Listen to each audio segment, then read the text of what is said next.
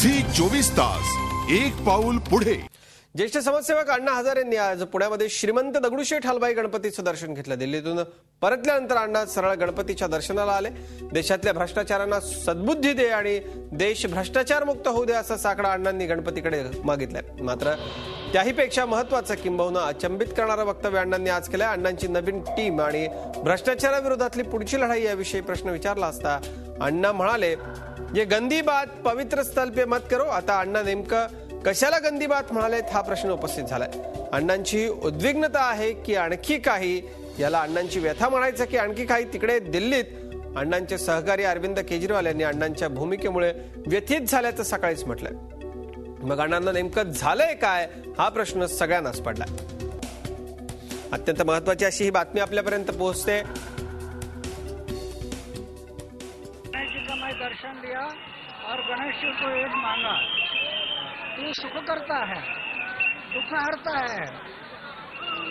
आज हमारे देश में भ्रष्टाचार का जो महारोग लगा है, तो हम विनती करते हैं कि ऐसे भ्रष्टाचार करने वाले लोगों को सद्बुद्धि दे की इस देश का भ्रष्टाचार कम होगा। अण्णा तुम्ही नव्या टीम बरोबर नवी लढाई तुम्ही सुरू करता। गंदी बात गंदी बात इधर नहीं लाना। पवित्र मंदिर है, इसमें गंदी बात।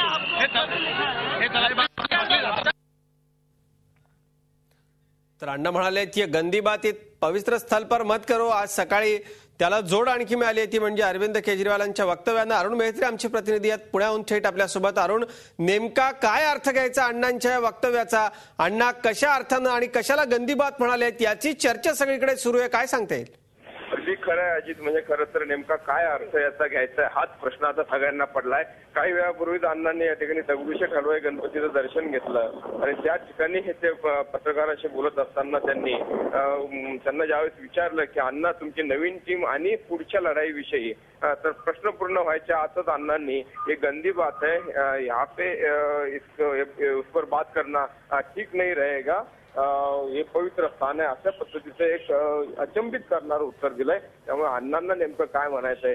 अण्णा राजकारणाला गंदी बात म्हटलेत की अण्णा एकूण आंदोलनाच्या उद्विग्नतेतून अण्णा असं म्हणालेत, अशी चर्चा आता सुरू झाली आहे। निश्चित अरुण, धन्यवाद या सगळ्या सविस्तर माहितीबद्दल। पण एकूण अण्णा जे काय म्हणाले आहेत त्यावरती काय नेमकं त्यांच्या म्हणण्याचा अर्थ आहे, काय नेमका उद्देश आहे याचाच प्रश्न सगळ्यांना पडलाय। काय म्हणालेत अण्णा पुन्हा एकदा ऐकूयात आपण। गणेश जी का मैं दर्शन दिया और गणेश जी को एक मांगा, तू सुख करता है, दुख हरता है। आज हमारे देश में भ्रष्टाचार का जो महारोग लगा है, तो हम विनती करते हैं कि ऐसे भ्रष्टाचार करने वाले लोगों को सद्बुद्धि दे की इस देश का भ्रष्टाचार कम होगा। अण्णा तुम्ही नव्या टीम बरोबर नवी लढाई तुम्ही सुरू करता। गंदी बात गंदी बात इधर नहीं लाना। पवित्र मंदिर है, इसमें गंदी बात। झी 24 तास एक पाऊल पुढे।